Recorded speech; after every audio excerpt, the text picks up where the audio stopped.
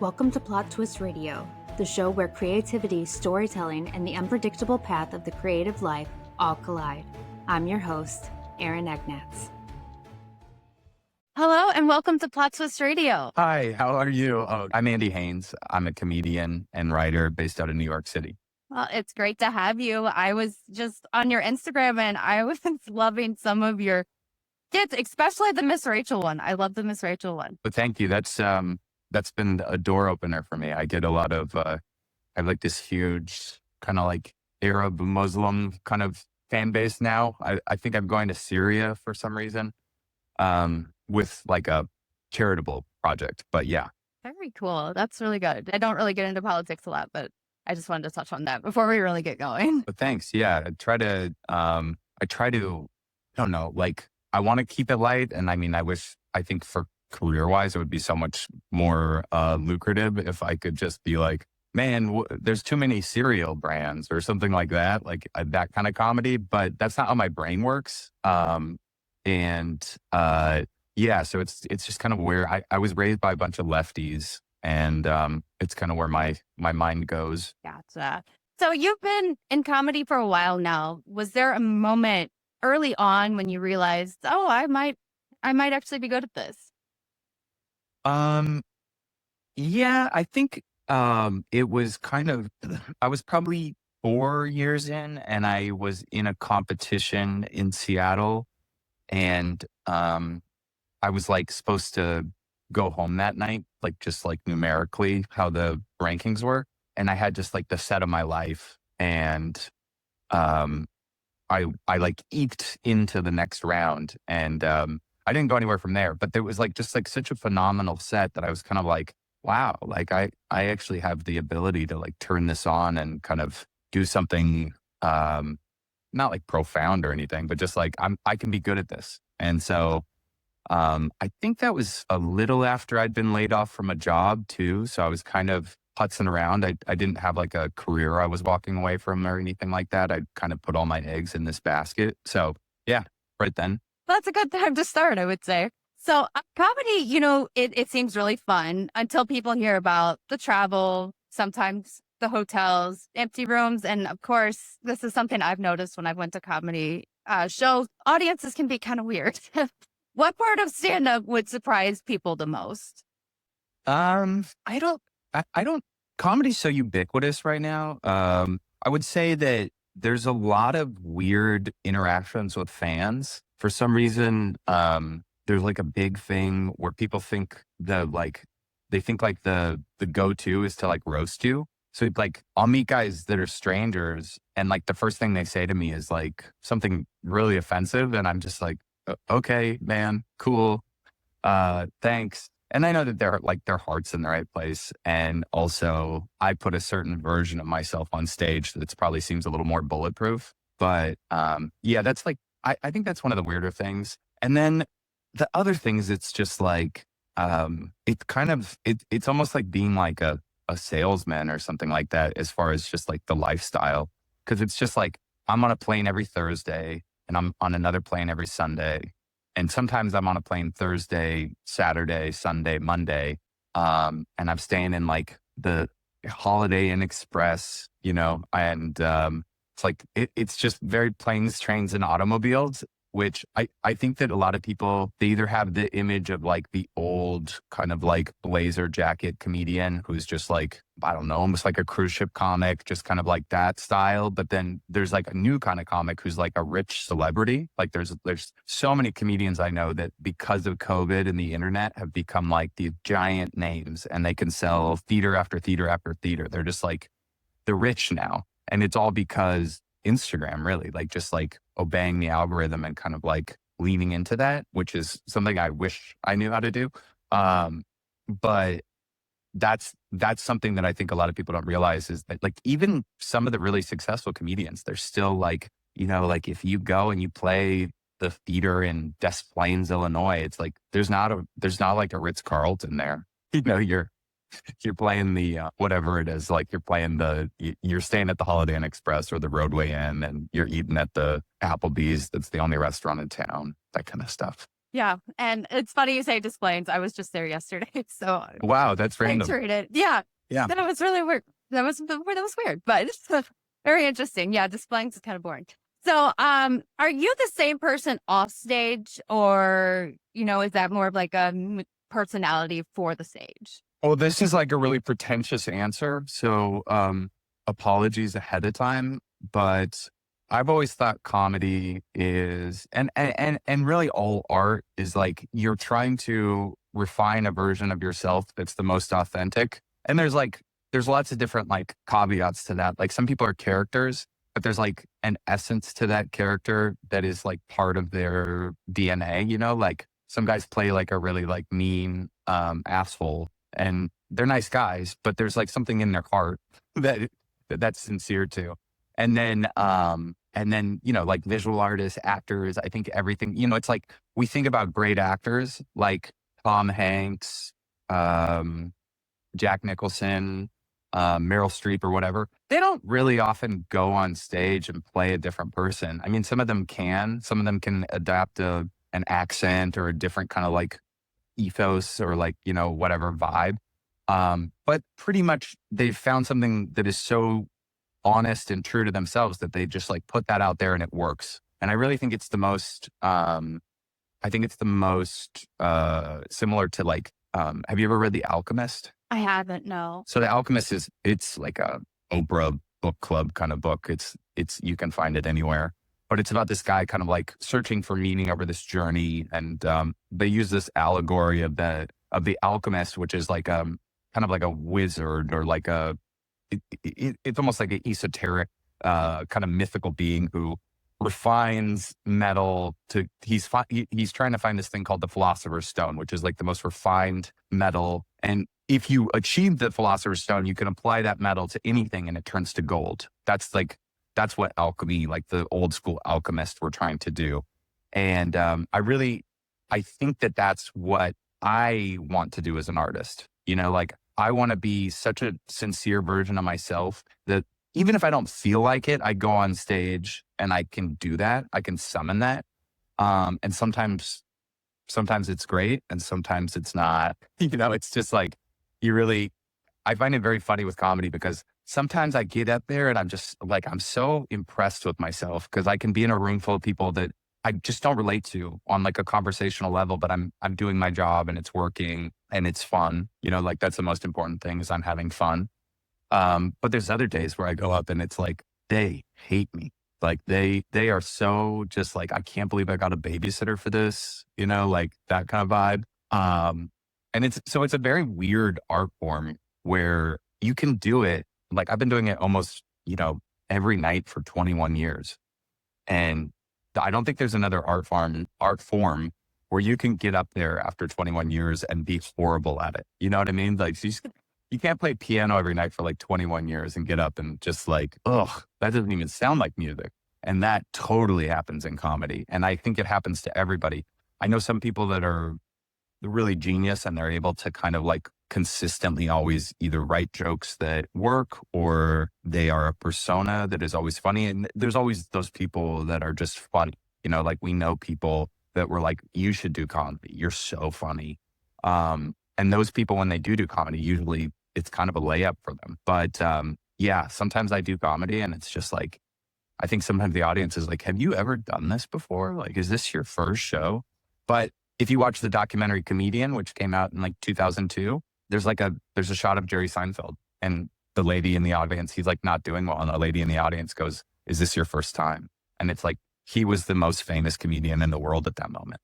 So yeah. Oh, very good answer. And it's surprising, but not at the same time. Cause you hear this about, especially with comedy, it's just the vibe of the audience more than anything, it seems like. Yeah. Yeah. I mean, I think you're kind of trying to like conjure something up within them. It's like a lot of people will go on stage and a room will be awkward and they won't mention it. And there is some value to that, but I can't do that. I got to go up and I got to be like, what is going on with you guys? Like you are not giving us anything. And I kind of scold them. And sometimes that works and sometimes it doesn't. I did this show the other day for like this, I'm very liberal and I did it for this like kind of conservative news outlet that I would never have done, but they offered me money. And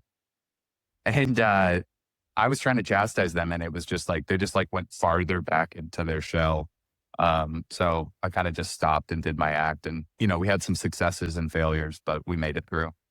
Oh, very cool. And good for Yeah. you to go to the other side. Sometimes that's got to be really difficult. Ah, Yeah. I think that's the problem right now. Like, I mean, I think the stuff that I disagree with in politics is, I don't want to say like life or death or anything, but it is like things that I'm not willing to bend on, mm, but I am willing to have a conversation. And I think a lot of people don't take into account that, like, people make a lot of decisions based on fear. People make a lot of decisions based on groupthink, identity. Like, there's all these different things that go into factors. And for the most part, I think people are pretty disconnected from the actual, like, stuff on the ground. You know what I mean? Like, they I find that whenever anybody goes and they meet somebody and they like talk to them and they spend time with them, most of those like hateful kind of ideologies go out the door. It's like, we can disagree, but if I can get to you on like a person to person level, that's like, that will kind of bridge the gap every time. yes, absolutely. We need more of that. So, as far as audiences go, is there a favorite city that you like? Um, I joke with my manager that I like to perform in cities that have a strong recycling and compost program. That's kind of my bread and butter. But it's like funny because it's like, you go to San Francisco and that's a very liberal city, but they're like a little more sensitive, like, right? Like, cause I don't like toe the line of like liberal comic. Like, I say offensive stuff still. I have jokes that are probably not PC. I try to not be bigoted or like I try not to punch down, which is like very big in comedy right now. There's a lot of punching down. Um, but at the same time, conservatives are better. They're better at taking a joke. Like, you can razz conservatives. Not this audience last Sunday. They were awful. Every time I razzed them, they got like more upset. But like, I'll go to these little towns. I'll do these gigs, and they'll all be like kind of cowboys and like working class folks, and just diametrically opposed to me. The kind of people that think like that. They think like New York's like a war zone, right?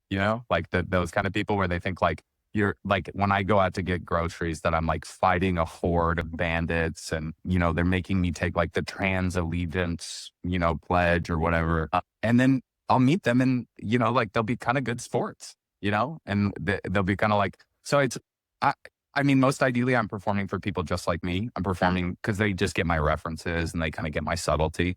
Like, I'm going to do a special in Brooklyn in about 10 days.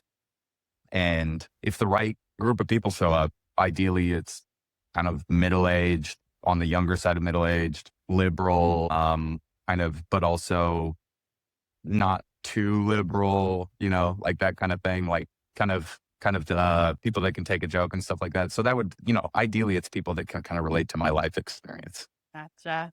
Do you think that comedy itself has evolved, especially over the past couple years? I think it's evolved a little bit, but I don't mean to say that like too negatively.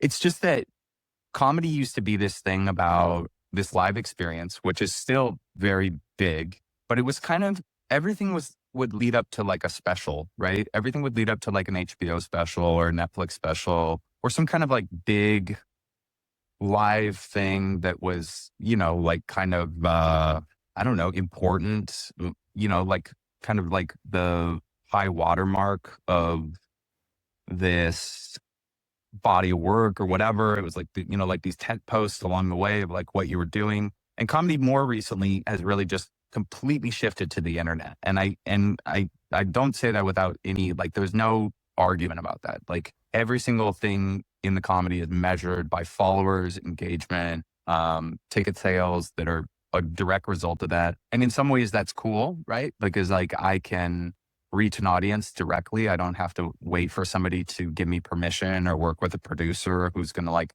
use their fan base. And also I can kind of create what I put out, right? Like, I can be a creator and I can just make stuff and I can kind of be very creative and kind of dictate how I'm whatever seen.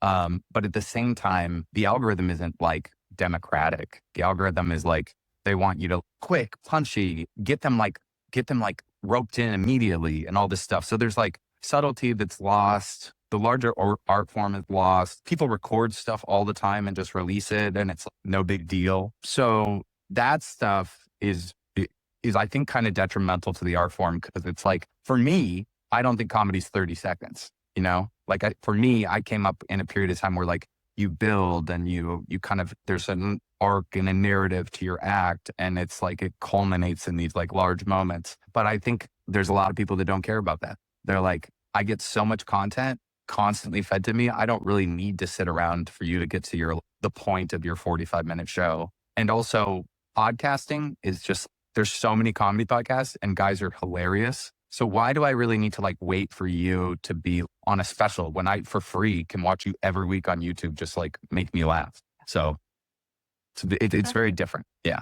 It is. It is. Social media itself has just changed everything. Like, I'm an author, so, I have friends who it's like they have a book and their publishers like, all right, get on social media, start pushing content. It's like dentists, real estate agents, they all have to do it. And it's so crazy because it's, I think it's almost to a detriment because, do we really want to see what's the famous, I'm trying to think of the famous author, Updike, like, do we want to see like John Updike make reels? right. And because he can't make reels, does that mean he's like a bad author? No, of course not. He's like one of the greatest American writers in all time, right? Or Mary Oliver, or, somebody like that, like a beautiful poet.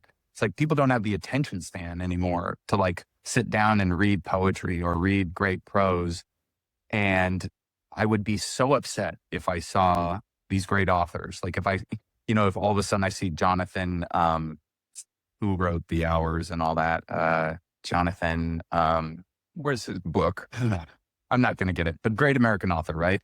And it's like, if all of a sudden he's like on his phone and he's like, I got a new book coming out. Everybody save the date, June 25th. It's going to be awesome. It's a great, and I'm just like, oh my God, that would be a nightmare. I would really want us to pull the plug on the whole thing. Yes. Yeah. I'm right there with you on that. I feel like social media is leaving me at this point. I don't know what to do anymore as far as like, I think we're all going to the woods. I think all of us that it's like, it either works and you're stuck in this like hamster wheel of content creation, or it doesn't work and you're like, you know what?